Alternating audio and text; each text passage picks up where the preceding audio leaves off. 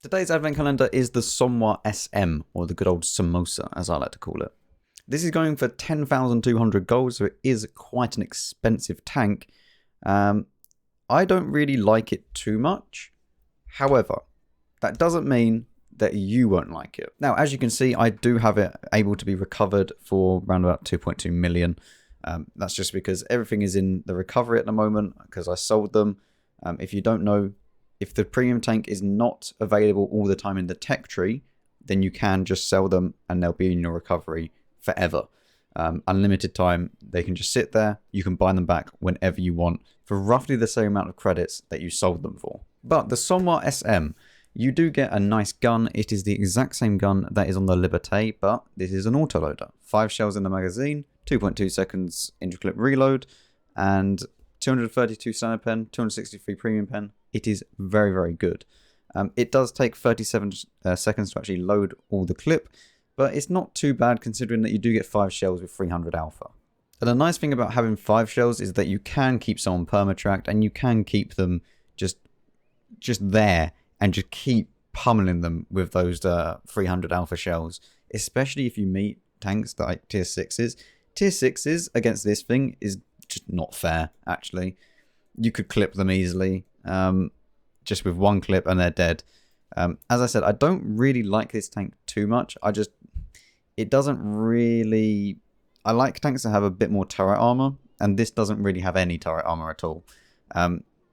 The upper bit here doesn't have anything. If you hit the sides here, then you can bounce, so be warned. And also the upper hull is really, really good, so don't bother shooting the upper hull, especially if you're lower tier than it, because it's just not going to work. And the lower plate is actually really, really well angled. Like, that's like an obscene angle there. But just because I don't like it, as I said, it doesn't mean this is a bad tank. If you go and put in a comparison, put all the crew skills on it, you'll see that it doesn't get too bad stats.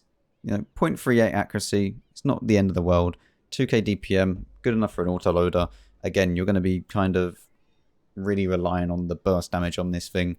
And it's not too long. It's not like it's 3 seconds to empty the clip, empty the interclip.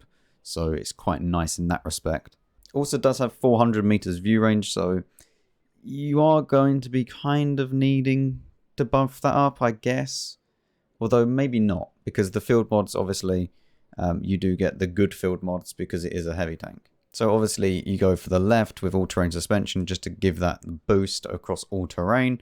And then you go for the dispersion for the increase of aiming time, and then go for the view range so that you can buff that up a little bit more. For equipment on this tank, you have a few choices. I'd probably always recommend vents, and then because of this slot here, you can have a choice between mobility and firepower. You might want to pick mobility and then go over turbo, and in which case then you're going to be at 42 kilometers an hour with 13 power to weight. And the power to weight is what you really want to increase, because it is feeling a bit sluggish.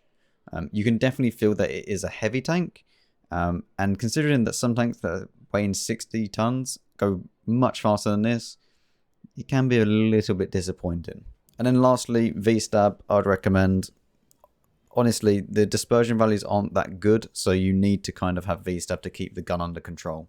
The other thing that you could do is that you pick vents into that slot and then you go with HP boost, and then you're doing pretty well. You have 1.6k hit points and your track's going to be quite hard to actually deal with. You could go for something like coated optics, but I don't know. I don't really think that it needs it. Like 423 meters view range, it's probably enough for a heavy tank. Like, because you're going to be in close quarters, you shouldn't be the one that is being relied on to spot. Right? You're slow, you don't have, a million view range to begin with. And even if you used coated optics, unless they're right in front of you, if they're at 445 meters and let's say that they have 30% camo or 20% camo, you won't spot them. Especially if they're in a bush. It just won't happen unless they fire. I don't know. I don't think it's really worth it to put coated optics on this tank, considering that You could increase the hit points because it will get penned quite a bit in the turret. Those extra hit points might help you out quite a bit. Or you go for the turbo, in which case, and then you can actually get to the fight a little bit faster. If you do use food on this tank, then obviously it goes up to 443 meters view range. You get pretty good dispersion. Very nice reload time at 32 seconds, 33 seconds roughly. And you know, you're about 2.1k DPM. It's a decent tank, like gun wise and everything. It just doesn't fit my playstyle. Okay, and that's what I mean. Like it is a good tank, but I just don't like it. This tank is actually very, very good for frontline because it's very nice standard pen and you can just clip.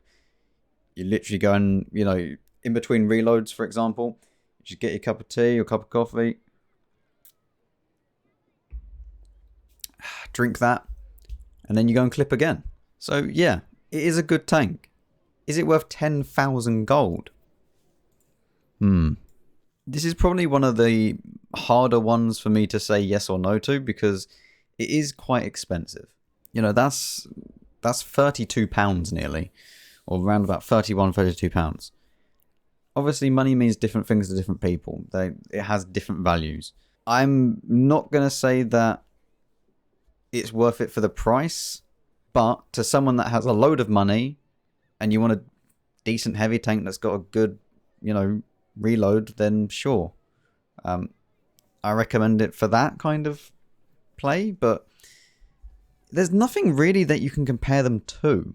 I mean, you can't really compare it to the Skoda because it's just not the same. You can't really compare it to the 703-2 either because it's not the same. You know, you have to go and compare it to autoloaders, and there isn't many heavy tank autoloaders at tier 8. I mean, you get the T77, and I would say that the Somua is probably better than the T77. Like, the T77 is okay. It's not great. It has very, very bad DPM. But the Somua is much better than the T77. And the only other one is the Emil 1951, which arguably has a worse turret than the Somua. Because if you're firing gold, the Emil turret doesn't exist. And you have nowhere near the enough pen. You don't have the DPM.